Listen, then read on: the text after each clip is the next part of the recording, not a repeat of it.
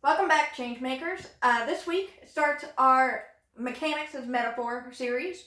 We technically already started this when we talked about Narrative for Nations and our soap video from our last session. This week, we're going to be talking about promises, which leads me to my two disclaimers for today. The first one, we wanted to make sure that we covered some Asian history in at least one of our videos in celebration of Asian and Pacific Islander Heritage Month, which is this month in May. Unfortunately, the only video that we thought fit best with Asian themes was this video, which we post on the last day of the month. Additionally, because it's our promise system, we're going to be talking about ethics, which also means we're probably going to be touching on religion and politics. For both of these disclaimers, if you hear bias that I wasn't aware I was presenting, if you take offense to something that I said, or think someone might take offense to something that I said, or you just want to know more, feel free to leave a comment or email us. We have our email in the description attached to this video. So let's get started. So promises. Promises, our core concept for promises was that we wanted to show off feeling like a politician on the campaign trail. When a politician is trying to get votes, they're usually telling people about what they're trying to accomplish and how they're intending to get there. And our promises kind of show that off. It's showing off goals and the ethics code you're using to acquire those goals, to get through that. This helps with showing off player motivation. It helps give the CM some player hooks and conflicts that the players might have with each other. It just shows it in a very obvious, easy to understand way. It also helps players with being able to role play their characters or understanding what to do next. What should they be doing during those rest periods? What are their overarching goals and main ideas that they want to share for this campaign that they're running? While we were looking at how other games did a similar system in an attempt to try and incorporate that into our own, to do for market research, what have you, we ended up finding a lot of them follow either the alignment system from D&D, or they'll do things like sanity checks, or the honor system, also from D&D, or they'll do some kind of mix of those. These came with two issues, which we'll get into a bit when I go into our example. But mainly it was a very rigid worldview or a lack of consequences for the player's actions. For a system that's meant to show how you should roleplay or how you should go through situations, there weren't a lot of consequences for those actions or not approaching the situation in that way. So now, let's skip into our example. So, today we have three main characters we're going to focus on. So we have the Taoist character, the Confucian character, and the legalist character.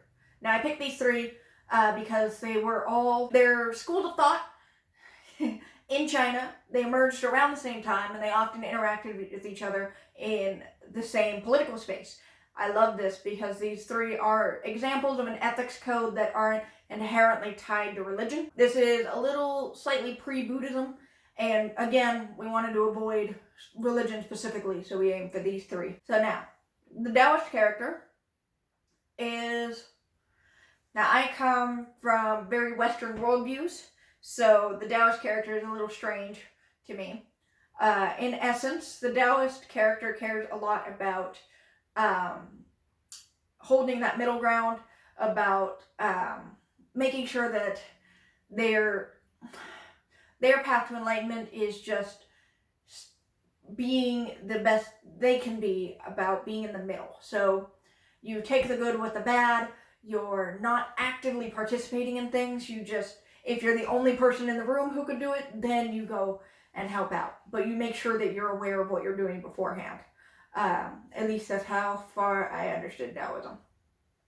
So a Taoist player would care a lot about making sure they hear both sides, making sure they know the consequences of those actions and why they should be doing things in this way or that way, and they are checking their biases constantly.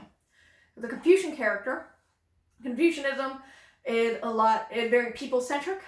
They care a lot about if you do good by the people will do good by you. These people cared a lot about bureaucracy for bureaucracy's sake.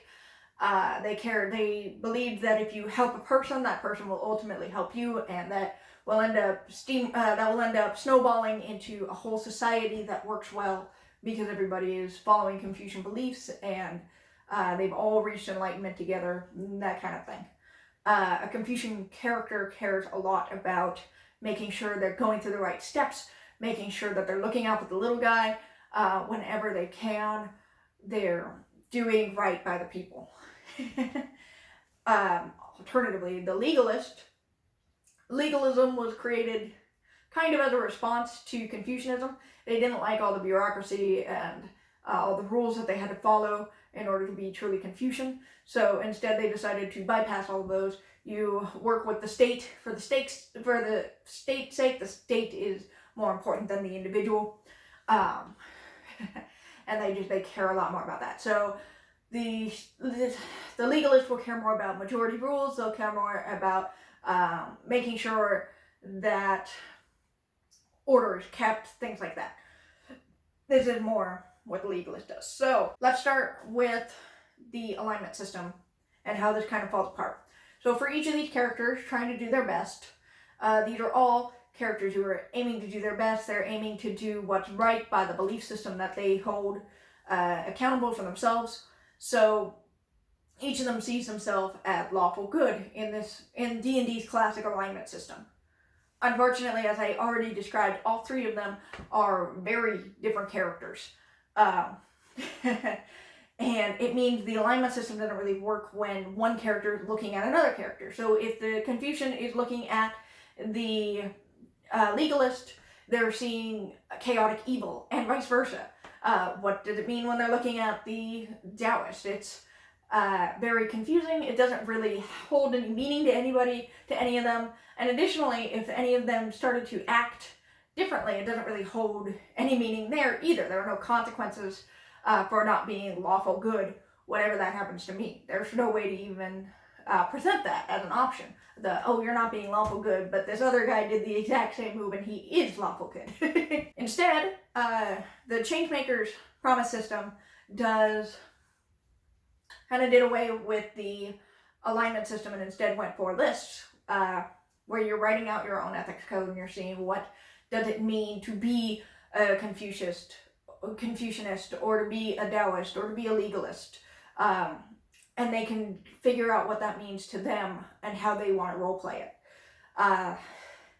It still lines up for applying consequences. This is situations like if the Confucianist and the Taoist are trying to find out, or trying to approach the same problem, if they end up choosing to go with the Confucianist idea, then the Confucianist gets a lot of boons. They can level up, they can gain new ability, or even heal, because our damage system is based on how their identity works.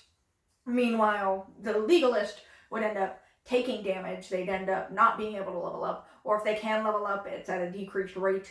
And they may even lose abilities based on that identity that they have. This ties even closer to why the alignment system doesn't work, in that you can identify what does a good Confucianist look like, because it even falls across political and religious scales. What does a good Christian look like? What does a good Democrat look like? What's a good Muslim? And how do you show that? And what does it mean when you start to lose that identity? If the legalist goes towards the Confucianist line, other legalists might look at them and say, you're not a legalist. You're following bureaucracy rules. You're doing things for the little guy, things like that. And that doesn't quite line up. Similarly, and maybe alternatively, for the Taoists to choose either side would look incredibly odd to other Taoists, but they would still be considered lawful good because they are doing good things. And this can look odd. If the Taoist chooses to go with the Confucianist idea solely because it sounds like a good idea to the player, they should be taking consequences for that, because they are not coming at this from an impartial view. That concludes the conversation for this week. Next video is going to be all about stability points. Be sure, please like and subscribe to us. You can follow us on Facebook and Twitter. There are links to that in the description. We will see you in 2 weeks. Bye.